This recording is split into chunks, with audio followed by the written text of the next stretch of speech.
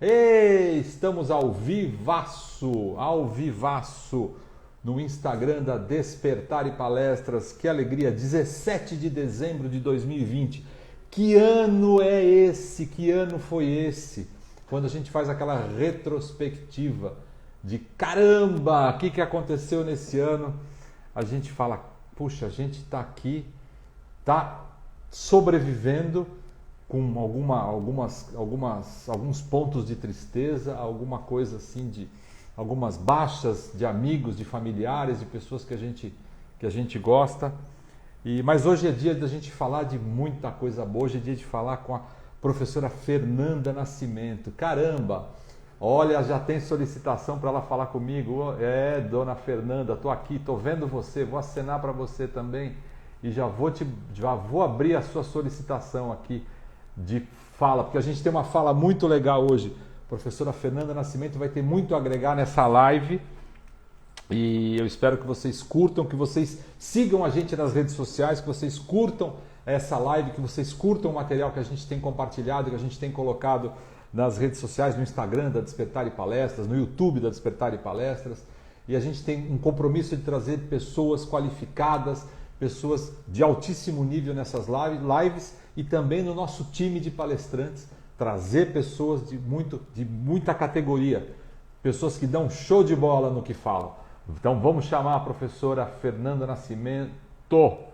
Vamos lá, olha só, transmitir ao vivo com Fernanda. E cá vamos nós. Vamos esperando o pessoal chegar, o pessoal vai entrando e a gente vai conversando sobre uma série. Oh, que coisa linda! Professora! Tudo bom, Dil? Como é que você está? Que honra, que alegria. Muito obrigado por aceitar o nosso convite, professora. Que A legal. alegria é minha, imagina. Eu estava aqui acompanhando a contagem regressiva da marcação do Instagram, né? Que ele fica 22, sim. 21. Estava esperando só para conversar com você. Dil, obrigada pelo convite. Imagina. É uma alegria muito grande estar aqui com você. Eu fiquei vendo as outras pessoas participando, falei, quero só ver quando o Dil vai me convidar. E a gente conseguiu numa data que você podia. Eu sei que sua agenda é complicadíssima. Você me disse que hoje teria compromissos até às 18 horas, né?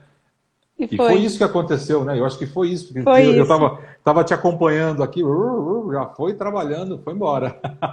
É isso. Mas é bom, né? É lógico. Num ano como você falou sobre as dificuldades desse ano, eu tenho escutado muita gente falando, poxa, agora o pessoal quer realocar budget que não usou, quer usar o dinheiro que ficou guardado, não quer perder o budget, não quer deixar budget para esse ano, porque não vai conseguir levar para ano que vem. Então, o mercado se mostra bastante aquecido agora nesse final de ano, né?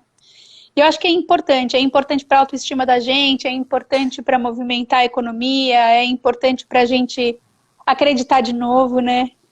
Porque claro. A gente ficou tão desesperançoso durante esse ano. Então, eu acho que essas últimas 2 semanas, elas têm sido importantes, né? Exatamente. Enfim, meio que na contramão do que a gente está olhando aí da realidade do país, mas a gente tem que manter essa chama acesa, né, Fernanda? Posso chamar de Fernanda, né? Não, por favor, pode chamar de Fernanda, de Fê, claro.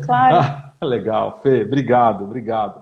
Mas as pessoas que nos conhecem, que não nos conhecem, que devem estar assistindo a gente, essa gravação também vai depois para o IGTV e também vai para o YouTube da Despertar e Palestras, para o meu YouTube pessoal também. Eu coloco tudo lá depois, a gente vai compartilhando e depois essa coisa vai pulverizando. Hoje eu recebi um contato de um professor que está no nosso time e que vai falar sobre a NRF, aquela feira em Nova York. Sim, americana. É isso. E nós já reservamos uma data para ele no comecinho de fevereiro. E ele vai trazer a percepção de NRF e trazer a NRF virtual, que vai ser esse ano, vai ser online. Então, o burburinho acontece na hora e acontece depois. As coisas vão acontecendo e graças a Deus. Fê, me conta isso. Você era uma pessoa offline e partiu para o mundo digital, né? É isso? É assim? Você partiu para o mundo digital de repente assim, né? Fala um pouco para a gente da sua trajetória. Da minha migração. Da sua migração. Seria um pouco frio ficar falando do seu currículo, que você... Depois eu quero falar... Concordo, concordo. Mas eu quero falar depois do SAP também, quero saber um pouquinho dessa história da SAP. Mas Tá, conta pra legal. gente aí essa mudada de vida. Na verdade, eu sou dos anos 70, né? Eu nasci no começo dos anos 70, então, veja bem, eu fui ter meu primeiro e-mail, eu já tinha 24, 25 anos, né? Então, obviamente, eu não nasci digital. Eu já tinha a formação, minha formação acadêmica, quando eu ganhei meu primeiro e-mail, eu já tinha feito a minha segunda pós-graduação.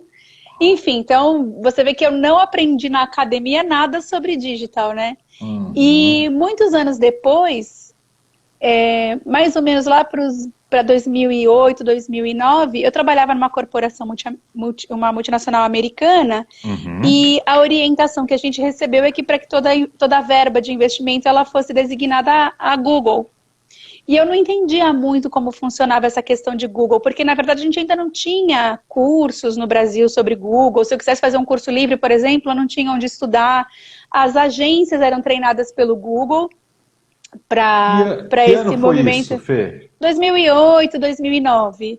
Né? Então a gente não Uhum. tinha escolas digitais e eu fiquei muito vendida naquele momento, porque eu dominava tudo. Eu sou uma pessoa que cresci no marketing. Eu fui estagiária, depois assistente, analista, enfim, eu fui crescendo no marketing. E o digital era uma coisa que eu não sabia fazer. Então eu precisava Uhum. planejar, mas eu não entendia como planejar digital, porque para mim não tinha lógica, estava longe da minha compreensão. Claro. E para minha sorte, naquela época, eu tive a oportunidade de estudar por causa dessa empresa para a qual eu trabalhava, até porque a gente fez uma campanha. Na verdade, quem fez essa campanha para a gente foi até uma empresa, uma agência de São Francisco, nos Estados Unidos, e eu muito perdida naquilo tudo, falei, eu preciso entender desse negócio, porque eu não sei nem criticar o que o pessoal estava fazendo, eu era muito vendida, as pessoas faziam, e eu só tinha o direito de falar, ok, mas eu não entendia nada. Que veja só, de que isso ainda é real para muita gente. Né? Ó, eu contrato lá a agência, mas eu nem sei direito o que eles fazem, só sei que eles me apresentam um relatório todo fim de mês aqui. Claro. E aí, por causa disso, eu fui estudar. E aí eu comecei a entender um pouco melhor, mas assim, não entendia tanto, mas eu já conseguia compreender como montar estratégias com o apoio de ferramentas digitais que me levassem a resultados, principalmente de vendas. Quando em 2013 eu saí da corporação, e era um ano bastante difícil, enfim, Copa do Mundo no Brasil, eleição presidencial em 2014, o mercado começando a fechar, investimentos do Hum. Brasil indo para a China. Eu então me vi meio sem alternativa, né? Eu estava desempregada Uhum. e eu falei, bom, como é que eu me recoloco num cenário tão diferente? Eu já tinha mais de 40 anos e a gente tem aquele... Não sei se é mito que depois dos 40 quem é de marketing tem empregabilidade mais baixa, e eu entendi que eu tinha nisso uma oportunidade, que se eu, com o conhecimento que eu tinha de digital, que era melhor que das pessoas de 40 anos, e o conhecimento de offline, que era melhor que as pessoas de menos de 40 anos, se eu juntasse e fizesse a combinação desses dois, eu talvez conseguisse me destacar, eu teria um diferencial. A gente fala tanto de diferencial de produto, e naquele momento eu me coloquei e falei, qual é o meu diferencial? Para ser bem sincera, eu fiz mais ou menos uma análise SWOT de mim mesma, né? Quais são minhas fraquezas, Que minhas lindo forças, as isso. oportunidades e ameaças.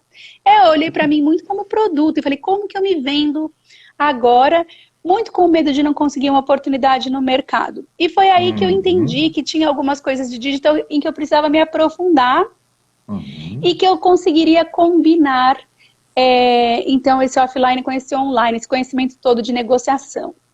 Nessa época, eu comecei a procurar emprego e fui entender melhor o LinkedIn. E enquanto eu procurava oportunidades de emprego no LinkedIn, eu comecei a vender consultoria. Aí eu falei, pera, tem Que alguma coisa legal. acontecendo aqui.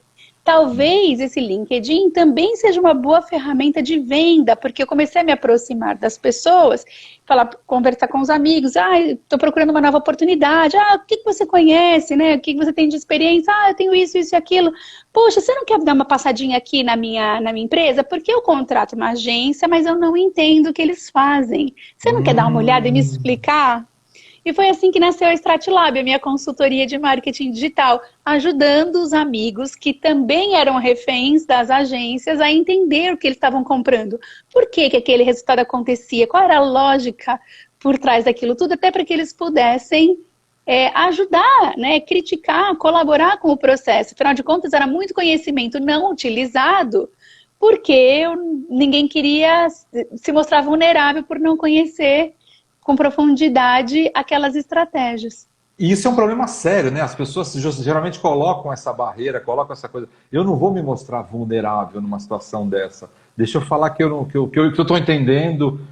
Fingir, né? Que eu fingi que conhece a ferramenta, conhece a situação, que conhece o cenário e acaba ficando até de fora mesmo por não se expor. Eu acho que foi uma atitude de muita coragem acima de tudo, não foi, Fê? Eu acho que você teve muita coragem de enfrentar o mercado dos garotos, das garotas, né? Já com uma maturidade toda, mas já com outros olhos também, com um mindset bem mexido, não foi isso? Eu acho que é um misto de preciso correr para algum lugar, né? Quando eu procurei emprego a última vez, antes desse momento, em 2013, 2014, eu entrei na Cato e achei várias vagas, né? E lá em 2014 eu entrei na Cato e não achei as vagas. Óbvio, porque eu estava num nível diferente, né? Porque quando eu procurava emprego, eu era analista, né? E eu estava já numa posição executiva, então não era ali as vagas para as quais eu me candidatava, eu via que não tinha mais a mesma aceitação, tinha alguma coisa de diferente acontecendo ali. E eu não conseguia decifrar o que era, Dil. Óbvio que estudando melhor, conversando com especialistas de mercado, já naquele momento me disseram, Fernanda, 70% das vagas naquele momento, elas eram ocupadas por conhecidos, por indicações. É aquele papo o papo da festa do sábado. Tô precisando de um especialista em finanças. Poxa, tem um amigo que tá precisando de um cara bom, conversa com ele. Né? Já vai ali. E nesse lado informal. Porque, enfim, e a gente, na verdade, hoje o nosso mundo, esse mundo que a gente vive profissional, corporativo, ele tem uma série de recursos diferentes, né, que talvez quem está chegando nesse momento, por exemplo, as pessoas que perderam agora nessa pandemia, agora nessa última crise, as pessoas que perderam empregos de 15, 18 anos, elas provavelmente viveram esse momento, é diferente do que a gente estava acostumado. Quando a gente passa muito tempo numa empresa, a gente sai, olha para o mercado e fala, não conheço ninguém. As pessoas que eu conheço ficaram naquela empresa e elas também não sabem o que fazer para me ajudar. Na verdade, não é que as pessoas não querem nos ajudar, elas também não sabem muitas vezes nem como elas se ajudam. Então, por isso que a gente sempre fala que network, né, ela é muito importante, ela é feita de troca, você não ajuda alguém que nunca te ajudou, dificilmente, a não ser que você tenha um poder altruísta, né? Legal muito você falar grande. Isso, Fernanda. Legal você falar isso, porque isso é muito evidente e muitas pessoas não enxergam isso, né? Olha aqui, o Carlos está falando que eu com o óculos aqui, porque eu não enxergo, mas eu não quero deixar o ringue aqui. O Carlos falando que agora mais de 90% das vagas ele acredita que são preenchidas por network. Para tudo, né? A network ela acaba sendo o nosso grande ativo, né? Quando a gente está no mundo profissional. Porque as pessoas são capazes de nos vender quando nós não estamos presentes, né? Então, é o nosso grande poder de propagação, de divulgação. E as pessoas não acreditam mais nas marcas, né, Dil? Mas elas acreditam nas pessoas e na experiência que elas têm com as marcas. E se a gente olha para si mesmo como produto, como eu fiz lá, qual é a minha análise SWOT, né? Eu como produto, o que eu tenho de força, o que eu tenho de fraqueza, como muito que eu me vendo. Foi uma experiência muito interessante, óbvio que é uma experiência que eu trago, que poxa, de uma forma muito bacana, ela tem me permitido contribuir com outras pessoas em diferentes situações no mundo corporativo, né? Seja para recolocação, seja para vender mais, seja para divulgar melhor a marca. Mas eu acho que esse é um exercício que todo mundo precisa aprender a fazer. A gente já entrando no assunto de, e aí, para os próximos tempos que virão, E como é que vai ser, né?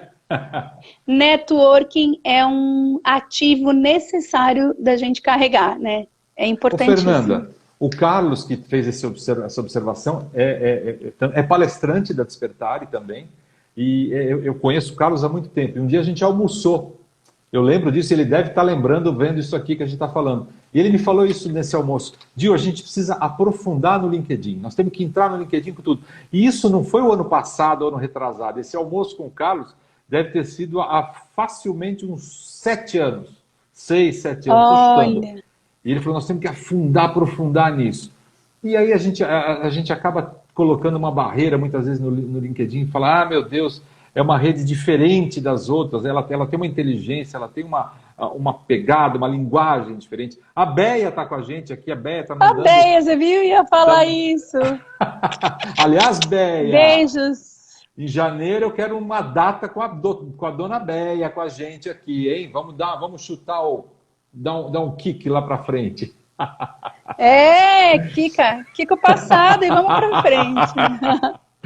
Muito bom, muito bom. Mas é isso. Então, assim, a gente vai falar hoje aqui sobre acertar a comunicação, nossa comunicação digital em 2021. Muito porque até 2020 a gente passou por situações delicadas, provocou até uma certa estagnação em algumas pessoas.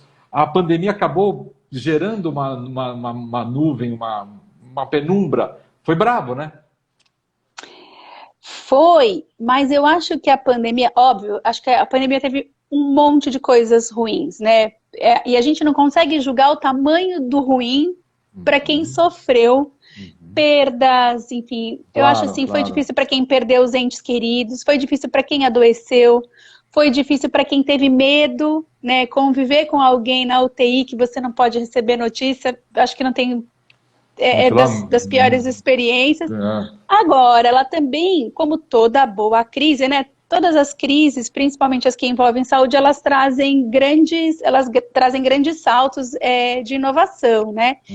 E eu acho que essa crise, especialmente, ela fez uma coisa muito interessante com a gente. Ela mostrou pra gente que existia vida paralela, virtual, enfim, nesse plano diferente que muita gente não habitava, né, que é esse mundo online, e principalmente mostrou também pra gente que as pessoas estão lá. Uma das coisas que a gente sempre escuta quando a gente fala de ambientes digitais é, isso não é pra mim, meu negócio aqui é o offline mesmo, eu sou low profile. Olha, a coisa que eu mais escuto principalmente dos líderes de alta posição nas empresas, eu sou low profile. LinkedIn é uma ferramenta de emprego, não é para mim, porque eu tô aqui bem na minha posição, seguro. Tô seguro, tô estável, tô seguro, né? Estável. Veja bem, né? Nem nas nossas próprias empresas a gente está estável. Claro. E eu acho que esse foi para mim o véu mais importante que caiu, né? Porque quando a gente se viu sem alternativa de contato presencial, as pessoas levaram 1, 2, 3 semanas, mas uma hora elas falaram, deixa eu dar uma olhadinha nas redes digitais para ver o que acontece. E quando elas entraram no LinkedIn, elas viram que havia sim um mundo habitado com influenciadores que eles nunca ouviram falar e que tinham uma reputação que se você multiplicar a força a qualidade dessa reputação versus o alcance que essas pessoas de alta reputação têm, é muito maior que de grandes líderes no offline. Olha só, então eu me deparei... Fala, Gil. Não, eu ia te falar que a curva exponencial, então, a possibilidade, o calibre de uma ferramenta digital, ela é muito maior do que o maior dos networks presenciais ou da história ou da reputação televisiva, etc. e tal. Por isso que está todo mundo olhando o YouTuber, né? Tá todo... porque se a gente for olhar, olha, qual é o alcance, por exemplo, de um grande... Vamos falar de um grande homem de negócio ou uma grande mulher de negócios que não tem presença digital, ela consegue ser reconhecida por quê? Por 30, 40 mil pessoas. Estou falando de bastante coisa, bastante autoridade. Claro. E quando eu entro no LinkedIn, eu vejo pessoas comuns com 800 mil seguidores. Caramba! É isso que eu estou falando. Se a gente multiplica, eu tenho muito mais. E aí tem uma questão, que é aquilo que eu falei, as pessoas não acreditam nas marcas, mas acreditam na experiência que as pessoas têm com elas. Quando eu tenho um posicionamento adequado, quando eu consigo ser ouvido pelo que eu conheço, pelo que eu sei, pelo quanto eu já contribuí para o meu mercado, eu consigo multiplicar essa contribuição. E mais pessoas me escutando significa que eu tenho mais poder de negociação do que uma pessoa que pode até ter uma alta reputação fora da internet, mas que tem um alcance inferior. Então, Claro. na verdade, o meu poder de negociação, se eu tenho uma marca pessoal bem trabalhada na internet, ela é mais valiosa, ela é mais capaz de gerar lucratividade, negócios. Claro que também tudo isso pode não acontecer, mas eu tenho um potencial que, se bem utilizado, bem trabalhado, ele vai me trazer um retorno muito interessante.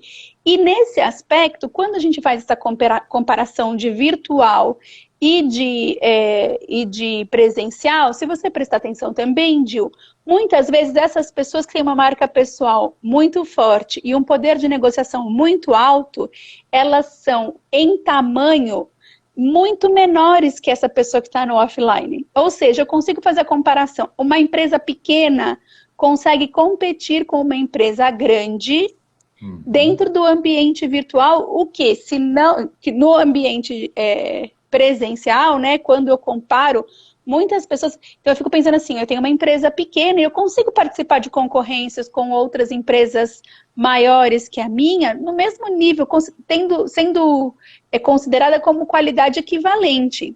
Se eu não tivesse o apoio do virtual, será que eu teria esse mesmo reconhecimento, essa mesma oportunidade? Muito legal. De ser chamada isso. para as concorrências, né, de empresa grande? Muito legal, muito legal. Muito legal. Essa observação é interessantíssima, porque isso acaba criando um nivelamento ou uma perspectiva para quem não tem aquela projeção. É legal demais você falar isso. Isso eu acho que empodera com que a gente olhe para esse lado, não é isso? Empodera, acho que dá palco para a gente, né? Esse posicionamento online, porque a gente consegue ser ouvido. E tem uma questão que eu acho que ela é bastante forte, que é quando a gente fala, a gente entra numa nova era de influencers, né? Então a gente vem de uma era de influencers que faziam propaganda, né? Então, olha isso, tô tomando aquilo, publi aqui, publi ali. Então, eu tô falando de uma era de influencers que ganhavam, que a gente sabe que não necessariamente consumiam aquilo, mas aceitavam falar pela marca, porque, enfim, estavam recebendo um valor para isso. E a gente está entrando num outro nível de influenciador, que é aquele que é da causa, ele só fala do que ele acredita, ele só fala do que ele consome. Quando a gente entra nos ambientes B2B, isso ainda é mais forte. Porque nos ambientes B2B, eu não vou colocar a minha reputação profissional em risco por causa de 20 mil reais, que seja, que até é um bom cachê, 20 mil reais, né? Mas talvez eu não coloque a minha reputação profissional em risco, porque a minha reputação profissional, ela é provavelmente a minha melhor chance de prover a minha família, certo? Então, claro, se eu perco minha reputação profissional, eu perco a minha capacidade financeira de gerar bens, de gerar recursos para minha família, enfim, bem-estar e etc. Então, ele é um campo mais delicado. Eu tendo a ter mais desses influenciadores que, de fato, são walk the talk, né? Eu faço o que eu falo. Então, a gente, mais uma vez, entra nessa seara de que o que a gente fala, quando ele é reconhecido pelo público, quando eu dou condições de, através do que eu conheço, do que eu publico, do que eu divulgo, eu fazer com que o público reconheça em mim a autoridade, reconheça em mim uma referência de mercado, eu também estou ganhando mais valor e aumentando o meu poder de negociação.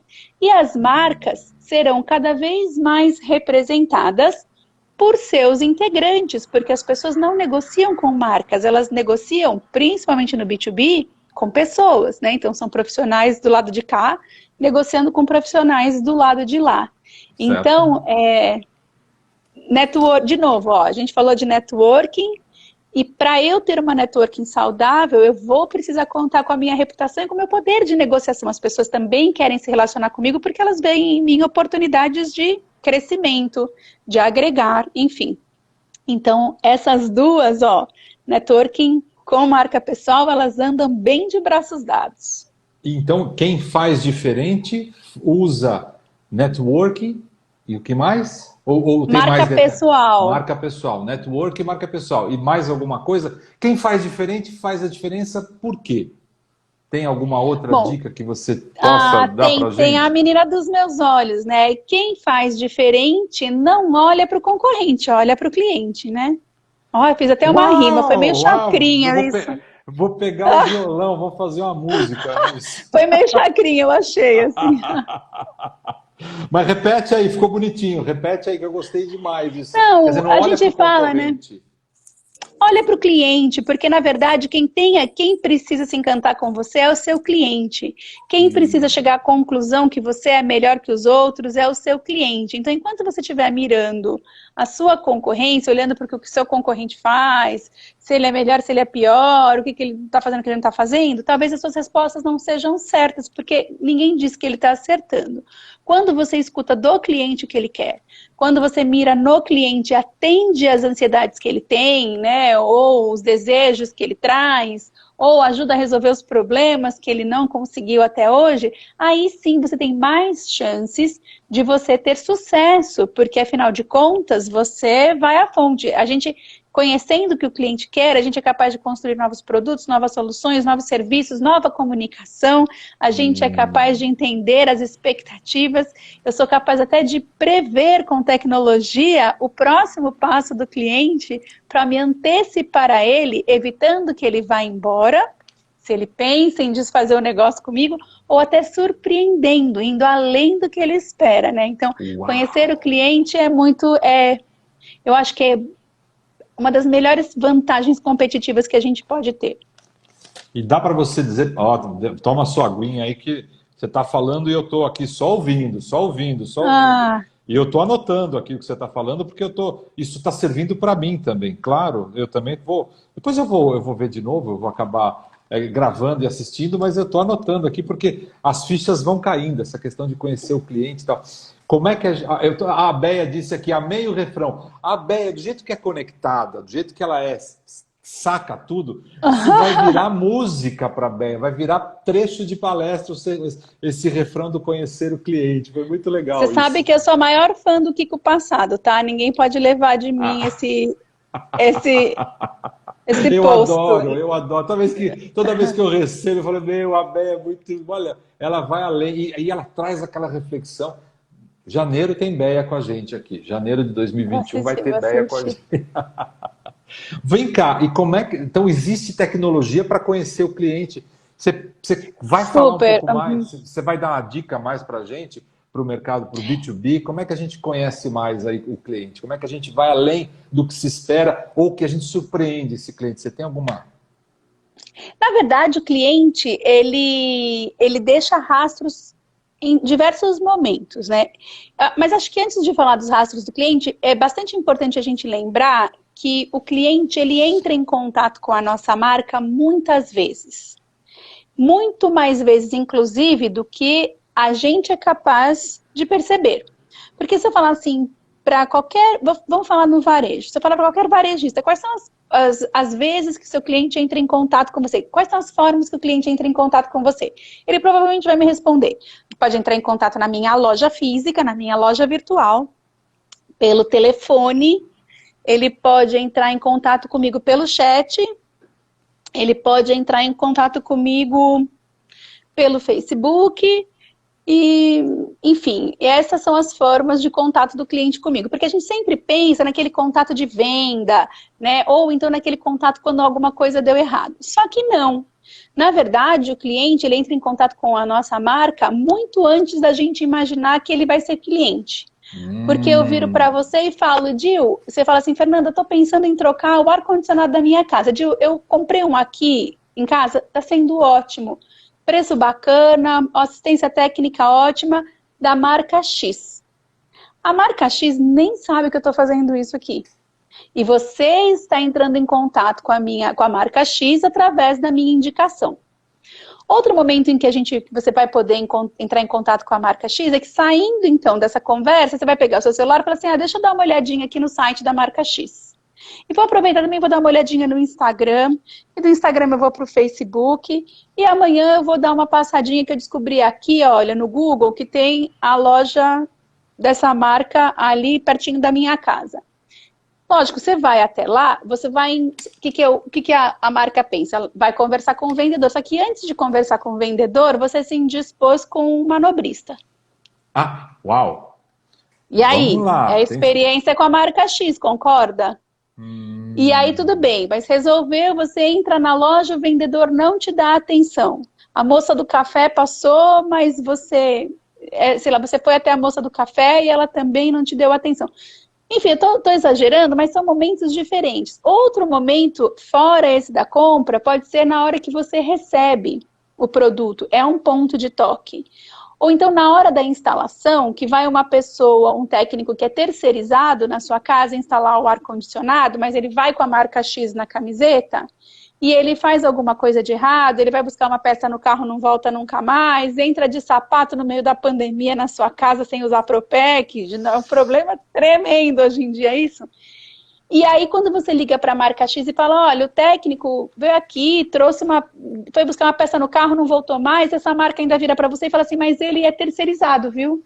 Uau! Não tenho responsabilidade sobre ele. Ó, eu falei de um monte de pontos de toque e nem falei de todos. Mas é muito importante, se a gente consegue mapear o cliente em cada um desses pontos de toque, eu consigo muitas informações. Talvez eu não consiga mapear o momento da indicação, quando eu falei para você da marca X. Mas porque eu ali era consigo... o momento do buchicho, né? Aí começou, era um buchichinho só, não era uma Era coisa um que buchichinho. não dava para controlar isso, né? Não dava para controlar essa coisa, você não tinha domínio sobre isso, a marca não tem domínio sobre isso. A não ser que seja verdade que o nosso telefone fica pegando tudo que a gente fala, Alexa e tal, né? Pode ser que o Alexa tenha escutado, né? As conspirações, mas que não são tão conspirações. Mas, por exemplo, eu tenho como rastrear nas redes sociais, no site, eu tenho como descobrir quando o meu técnico vai até você, eu tenho como saber antes dele ir, depois que ele foi, né? Eu posso fazer pesquisa de satisfação, eu posso entender o momento da loja, se eu tivesse alguém na porta da loja observando, se eu tivesse um totem da sua experiência, foi boa, não foi, aquelas que ficam na porta da loja. Existem várias maneiras da gente trazer essa informação, ou então, mesmo fazer uma ligação telefônica, fazer um pop-up, sabe? Quando você entra na loja, eu faço o tracking pelo seu celular, jogo um pop-up, você está na minha loja, que experiência você está vivendo, enfim. Existem inúmeras formas da gente fazer isso e coletando essa informação, claro que você não vai lotar o cliente de pesquisa, porque haja, né? E nem que a sua pesquisa vai ser longa. Mas se você fizer um controle, fazer uma distribuição adequada para as mostragens, se você fizer um controle bem feito, perguntas pontuais, mas que sejam capazes de verdade trazer para você as informações que são relevantes. Você consegue ter um mapa de como é a experiência do seu cliente ao longo de toda essa jornada. E isso a tecnologia é capaz de fazer, de trazer para nós. Agora imagina, eu vou fazer uma outra provocação. Imagina que eu consigo comparar toda essa vivência que o cliente tem com as ações de compra, de recompra, de término da relação de, por exemplo, devolvi o produto porque eu não quis. Se eu consigo entender esses dados emocionais e compará-los na linha do tempo com a que transações com a minha marca todo esse comportamento, essa experiência leva, eu começo a entender, então, quais são os maiores motivadores do meu cliente ou dos meus clientes por amostra para comprar, os maiores motivadores para desistência e ainda consigo, acompanhando esse cliente, a prever se o próximo passo dele tem uma probabilidade maior de ser a recompra ou o abandono. Faz sentido para você? Eu fiz tudo muito confuso. Não, faz muito sentido que você estava falando, e eu estava lembrando de uma conversa que eu tive informal com o Buzzarello, o nosso querido Buzzarello, né? E o Buza falou exatamente isso quando ele fala que o marketing virou um matemarketing, né? Cada vez mais é uma conjunção de dados e o marketing não está mais aquela coisa do marketing intuitivo, aquela coisa da percepção. Eu lembro que quando eu estudei marketing, né? Melhor nem falar quando, a gente falava que a marketing é percepção. É percepção junto com dados, junto com tecnologia, agora, junto com informação. Né? Não era, porque né? Porque a gente não tinha dado, né? Essa questão dos dados, ela é muito recente. Mesmo os grandes especialistas em CRM, a gente senta e conversa e a gente fala sobre isso. Que toda essa possibilidade de coleta e análise de dados, ela é muito recente. Né? E quando a gente fala do Buzzarello, a gente está falando de um dos profissionais que tem o melhor arsenal, junto com o Gustavo, eles têm um dos melhores arsenais de coleta de dados de informação, né? Que interessante isso. Sobre os clientes, eles são muito bons nisso. E a gente está falando aqui, né, se o Buza estiver aí assistindo, a gente está falando aqui do Buzzarello e do Gustavo Reis da Tecnisa, né? Que são Sim. uma referência no mercado e para todas as ações de marketing, eles estão sempre à frente. Muito legal. E ele falou, eu lembro que ele me contou, isso também não é o contexto da nossa conversa, mas a minha equipe nem toda está comigo. Ela está espalhada pelo Brasil, tem cara trabalhando para mim lá, porque hoje não há necessidade disso. O que é importante é que os dados sejam coerentes e que a gente consiga fazer a interpretação correta dos dados. Eu acho isso sensacional, eu achei tão rico essa fala e vem totalmente, você veio e, né, você chacoalhou essa informação para todos nós. Aliás, a Mila está falando aqui, super didática. Agora há pouco a Odete Reis falou, estou aprendendo, a amicíssima Odete Reis, uma palestrante sensacional que fala sobre finanças. Estou aprendendo muito sobre isso. Muito legal isso. Muito legal. Tô só encontrando os amigos. O Edu Zugay, a Isa, a Mila. Legal, são pessoas muito especiais na minha vida. Nossa, então, tô parecendo Xuxa aqui, mandando beijo para os amigos, né? Mas tudo bem, tá ótimo. As que eu consigo enxergar aqui. Como é que a Xuxa falava? Um beijo para não sei quem, é para minha mãe e para você, não era assim? É, isso mesmo. Ô, Fernanda, me fala uma coisa. Então, 2021, o que nos espera depois dessa revolução toda, da nossa percepção aguçada sobre o que aconteceu? Você falou uma coisa legal, quer dizer, a pandemia mostrou que existe um mundo e a gente tem acesso a esse mundo. E aí, o que esperar de 2021 agora? Quer dizer, o 2021, então, é um potencial monstruoso, um potencial assustador. Vamos nessa. Qual que é a linha nossa? Olha, eu acho que a gente tem que começar a observar todos esses pontos de toque, eles têm que ser mais do que nunca observados, né? Eu acho que uma das questões mais... O que eu mais estou estudando depois, principalmente com esses adventos todos de... aumento das compras virtuais, os crescimentos estrondosos dos e-commerces, o que foi essa Black Friday, né? O que a gente tem de expectativa para Natal. A gente tem falado muito dos ecossistemas digitais. E o que é um ecossistema digital, na verdade? É o que faz parte desse meu mundo digital. O que eu preciso contemplar quando eu penso na minha venda digital? E tudo isso que a gente falou até agora já está envolvido nisso, né? Eu estou falando muito do uso de dados, da coleta do dado, mas do uso inteligente. O cliente ele não tem problema de deixar o dado com a gente, mas ele quer que isso seja bem usado. Usado para que ele seja favorecido, para que eu transforme esse dado em benefícios para ele, em melhores serviços, em melhores ofertas. Uma outra questão que eu tô até, olha, eu vou falar, quem acompanha o meu conteúdo deve estar até cansado já, mas uma outra questão que ela é sensacional e fundamental é a logística.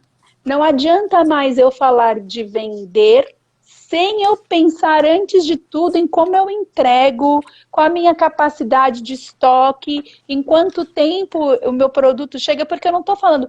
O que acontece é que as melhores marcas estão fazendo muito bem feito.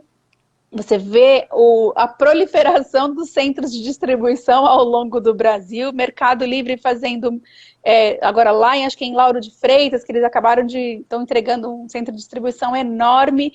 Isso vai dar para eles, quando a gente fala de logística, né, quem trabalha com distribuição nacional, a gente fala de logística, Nordeste sempre foi o calcanhar de Aquiles para quem tem empresa aqui no Sudeste, né? Por causa do transporte, porque é muito caro, porque demora a entrega.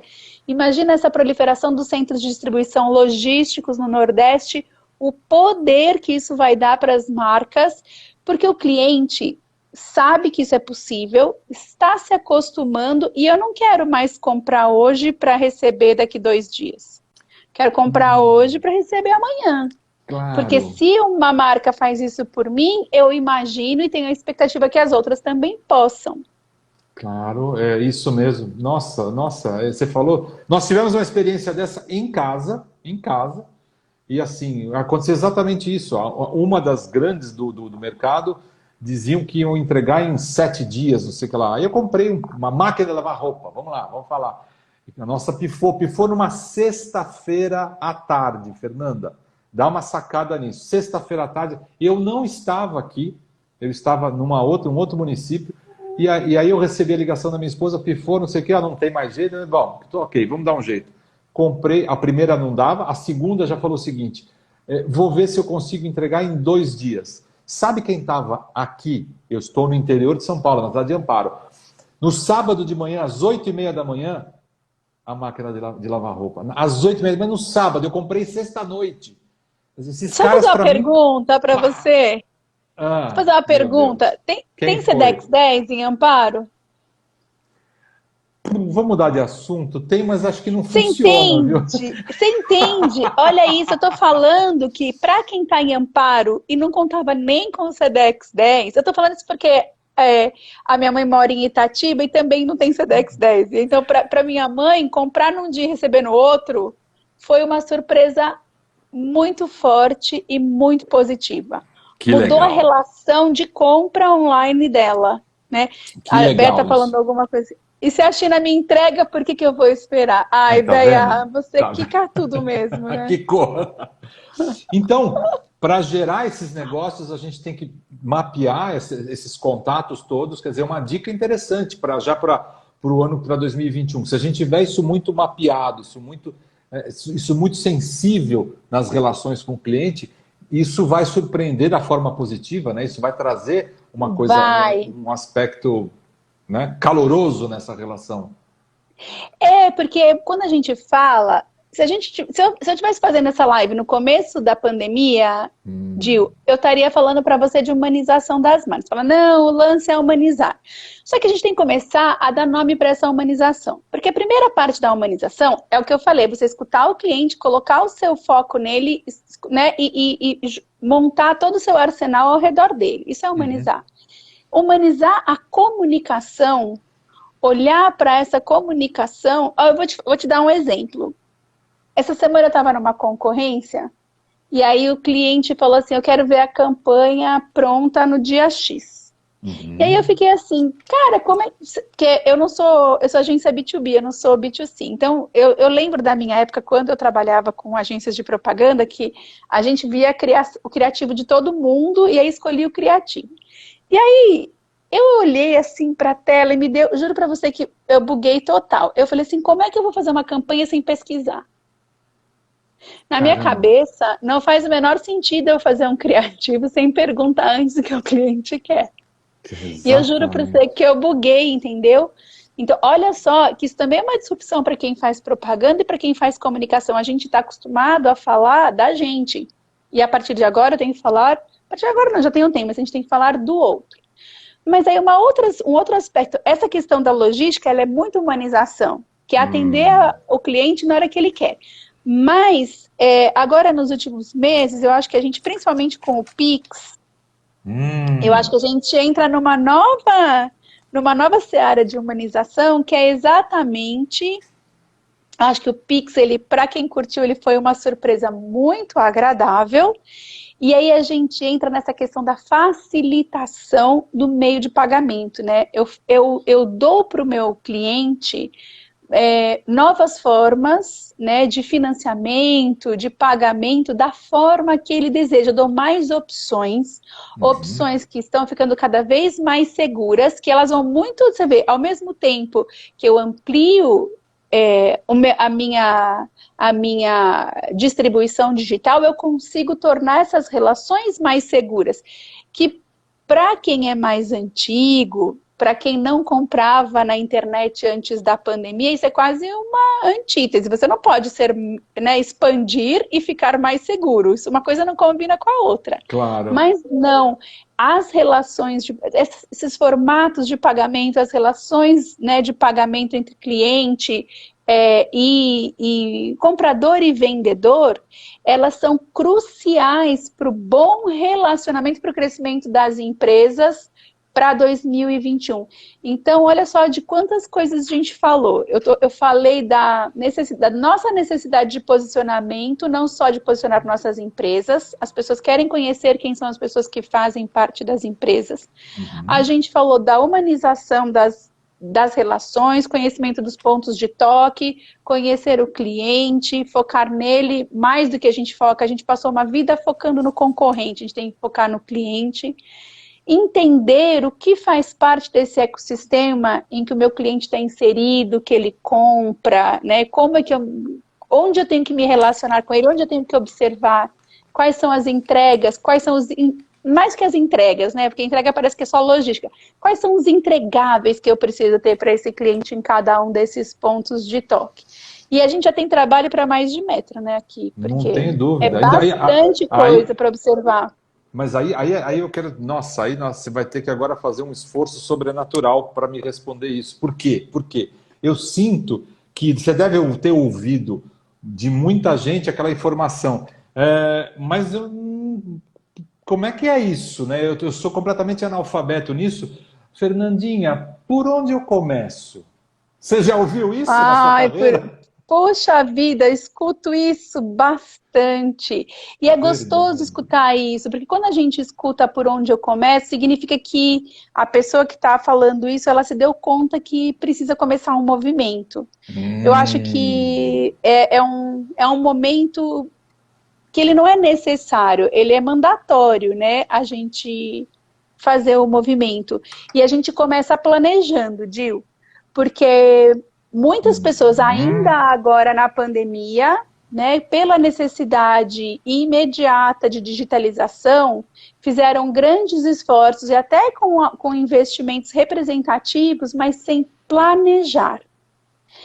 E eu não sei, para ser bem sincera, como nós estaremos no próximo ano. Eu passei a minha vida inteira em corporação fazendo planejamentos de 5 anos. E eu não sei nem o que vai ser em julho de 2021, para ser sincera, é muito complexo. Mas eu preciso ter um roadmap, né? De toda forma. A gente precisa ter, porque, né? O de 2020 derrubaram todos, né? Eles caíram todos. Todos.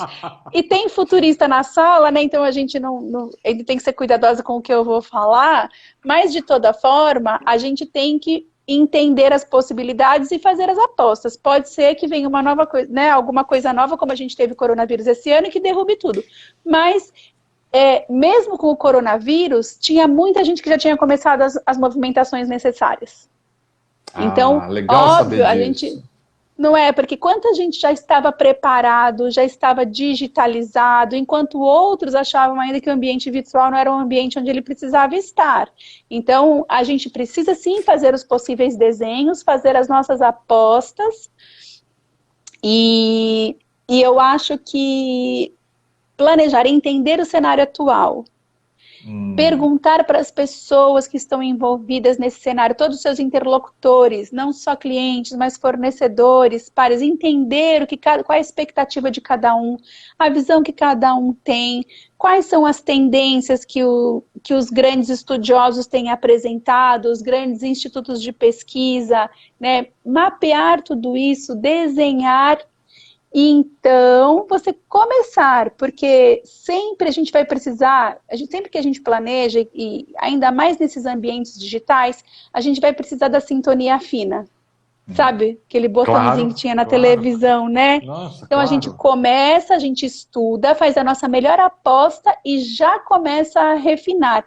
É dificílimo que a gente comece uma campanha digital e dê certo no primeiro mês.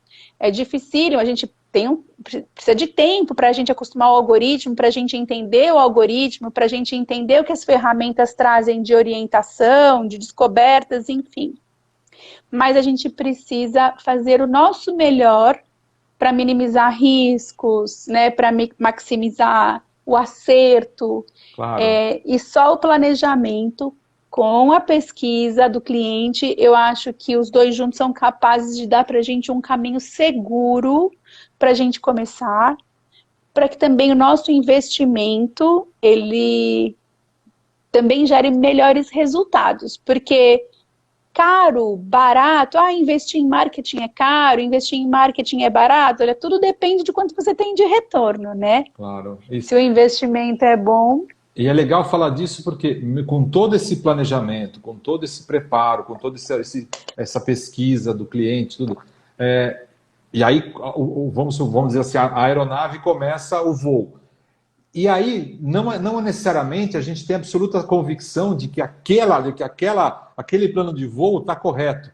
Então, essas correções durante o plano de voo também vão ser necessárias, né? Elas vão ser importantes em determinados momentos, né, Fernanda? Dificílimo você acertar, né? Porque dependendo também do seu mercado, imagina, a gente está falando aqui, né? A minha maior especialidade são os mercados B2B, que também são humanizados. Aliás, é importantíssimo que a gente diga, né? Não tem nada de compra racional. Difícil essa compra racional no B2B, normalmente ela é emocional. Mas imagina que você está num ambiente B2C que, por exemplo, é influenciado por blogueiras, ou que é influenciado por novela, ou que é influenciado, enfim, por grupos musicais. Então, a gente tem visto que alguns são previsíveis. Quando você tem o primeiro estouro, você sabe que vem uma leva de influências meio similares, mas sempre aparece alguma coisa que ninguém estava esperando. Sempre alguém faz uma aposta interessante e ganha vantagem, né? Então, claro, para a gente acertar, né, Dil, não é assim... vou dar outro exemplo. Para um vídeo viralizar, você provavelmente fez uns 500 que deram errado, né?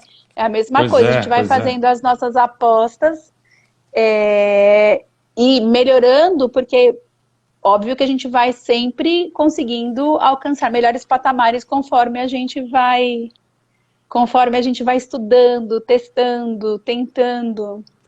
Respondi sua pergunta? Respondeu totalmente, adorei. Eu queria te fazer, tem uma informação que saiu na Exame, não é a Exame última, né? Acho que eu sou o único cara que recebe a Exame escrita, eu acho que eu sou o último dos caras. Já estou me entregando como um dinossauro aqui. Mas eu gosto de riscar, eu rabisco tudo a Exame, dá uma olhada, tudo rabiscado, que legal. Tudo bagunçado. E aí eu estava vendo aqui que num ranking global de competitividade digital, você deve saber disso, que é o negócio da IMD com a Dom Cabral, o Brasil figura na 51ª posição, entre 63. Isso não é uma má notícia total, quer dizer, a gente está na 51ª de 63, quer dizer, tem muito espaço para a gente evoluir. Mas essa pesquisa mostrou que a gente está estagnado em tecnologia e capacidade de preparar o futuro. Olha o planejamento, olha como você está alinhada na sua resposta. Quer dizer, a capacidade de fazer... E aí a Bea também nada de braçada nisso, né? A capacidade de preparar para o futuro e a capacidade de uso de ferramentas tecnológicas, a gente tem muito ainda para desenvolver. No B2B, eu digo até, né? Eu acho que tem aquela coisa... Tem muita organização ainda que reluta em olhar para o digital como como a saída definitiva, como a solução para o futuro, e acaba ficando numa posição mais tranquila, mais retroativa, aquela coisa, não é minha hora de mexer nisso. Né? Você quer falar alguma coisa nesse sentido também, Fernanda?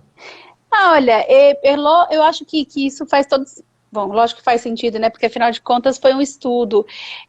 Mas a gente tem essa relutância mesmo de investimento em tecnologia, a gente não tem a tradição, né? O costume de investimento em tecnologia, pelos tantos problemas que a gente tem também, né? Se a gente for comparar os nossos mercados com outros mercados, a gente tem, enfim, tributos que ninguém tem, a gente tem um sistema, esse sistema todo econômico que é diferente, né? Quando a gente fala mesmo de toda a parte trabalhista, ela é mais complexa.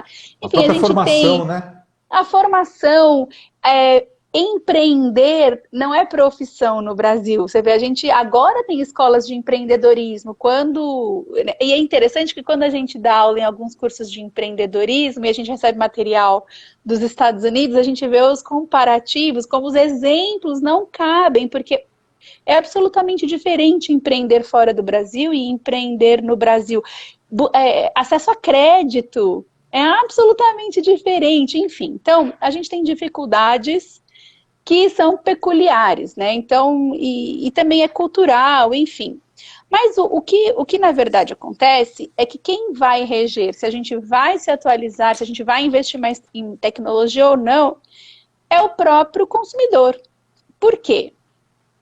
Porque se eu encontro marcas que me atendem plenamente e os marketplaces estão fazendo um trabalho fantástico nesse aspecto. Se a gente comparar o que eram os marketplaces 2 anos atrás, quais eram os marketplaces que a gente tinha, e se a gente olha para esse ano, na pandemia, a gente olha lá para as melhores marcas, melhores empresas, a gente encontra a Magalu, a gente encontra Mercado Livre e virão outras, porque a gente sabe que, na verdade, as grandes redes varejistas estão montando seus marketplaces.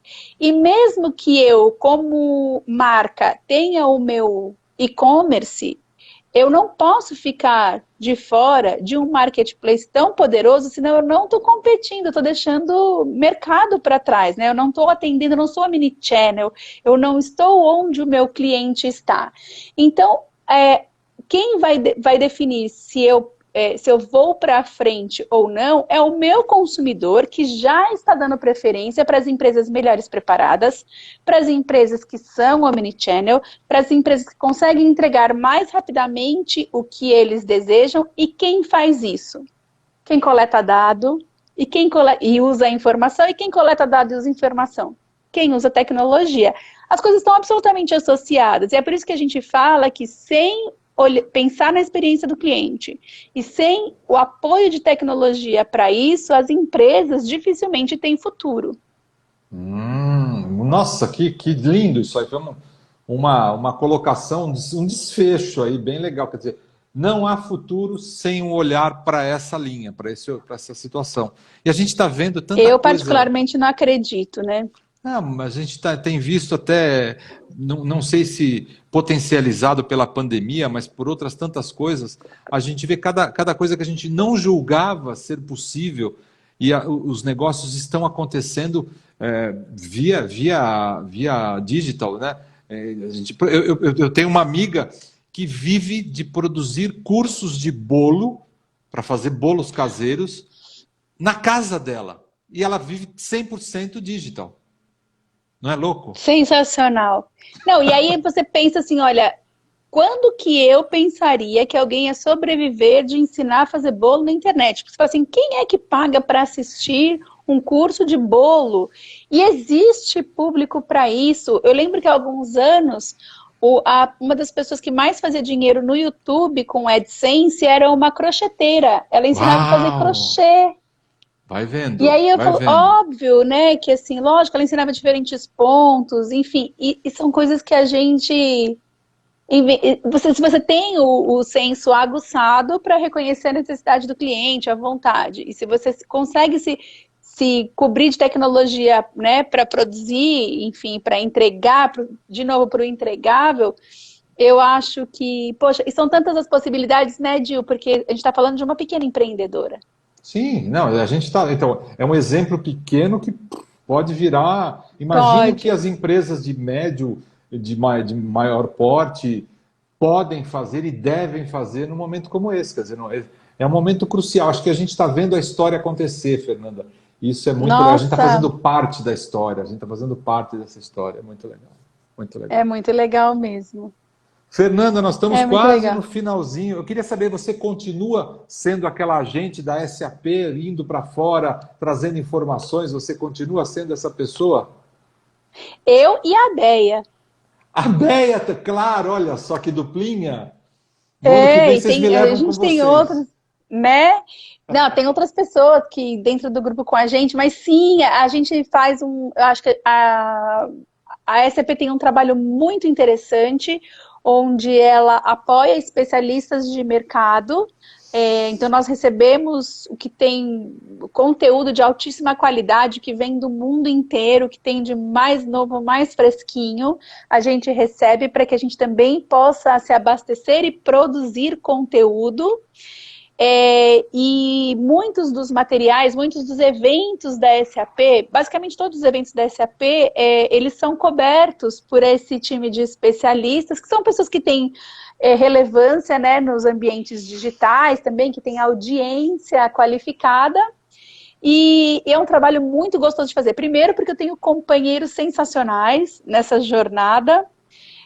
Porque o material que a gente recebe é incrível, então isso também aumenta a minha possibilidade, a minha qualidade também aumenta. Olha É, lá. e eu acho que eu não, eu tenho que usar o óculos para Dupla do enxergar. barulho no marketing influencer. É isso, é verdade.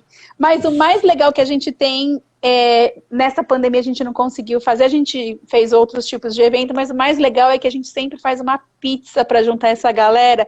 E eu vou te contar que as discussões são de altíssimo nível.